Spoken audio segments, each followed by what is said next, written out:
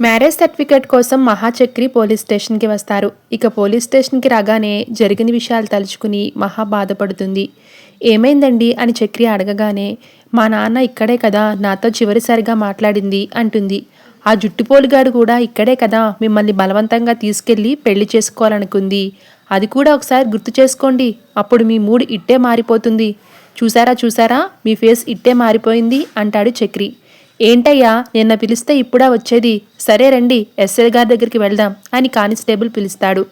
రెండమ్మా కూర్చోండి, మీరు హైదరాబాద్ నుంచే కదా వస్తున్నారు అని ఎస్ఐ అడిగితే, అవునండి అంటాడు చక్రి.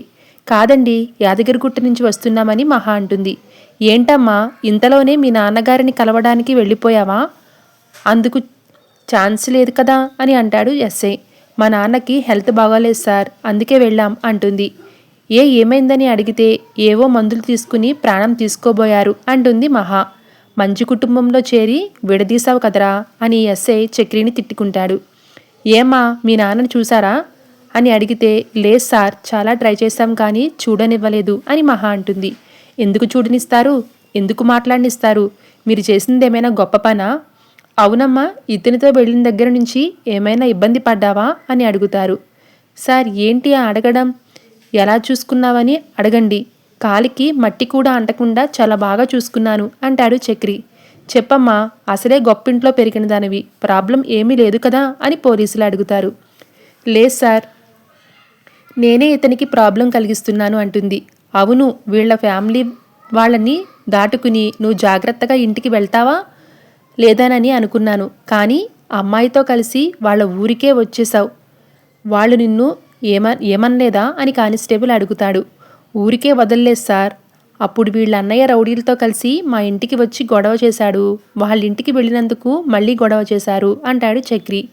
ఆ ఏరియా స్టేషన్లో కంప్లైంట్ ఇచ్చావా అని ఎస్ఐ అడుగుతాడు. లేదు సార్, వాళ్ళు కొట్టడంలో న్యాయం ఉంది, నేను చేసిన దాంట్లో కూడా న్యాయం ఉంది కదా సార్ అంటాడు.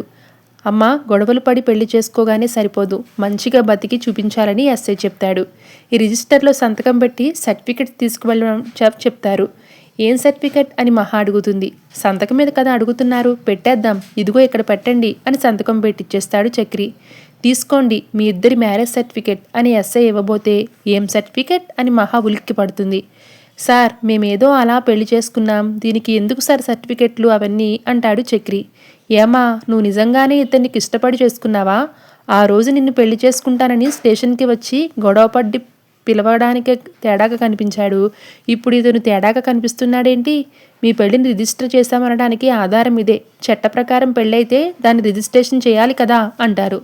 చట్ట ప్రకారం పెళ్లి వద్దు, నాకు ఆ జుట్టుపోలిగాడితో పెళ్లి ఇష్టం లేకే ఇలా చేశాం సార్ అంటుంది మహా. ఏమా ఆటలుగా ఉందా? పని మానుకుని ఒక రోజంతా మీ పెళ్లి చేస్తే ఏంటమ్మా ఇది? అసలు మీ ప్రాబ్లం ఏంటి అని పోలీసులు సీరియస్ అవుతారు. ఒక్క 5 నిమిషాలు మీరు బయట వెయిట్ చేయండి, నేను మాట్లాడేసి వస్తా ప్లీజ్ అని మహాని బయటికి పంపిస్తాడు చక్రి. ఏంటి ఆ అమ్మాయి పెళ్లి వద్దు రిజిస్టర్ వద్దంటూ కబుర్లు చెప్తుంది అని కానిస్టేబుల్ అడుగుతాడు.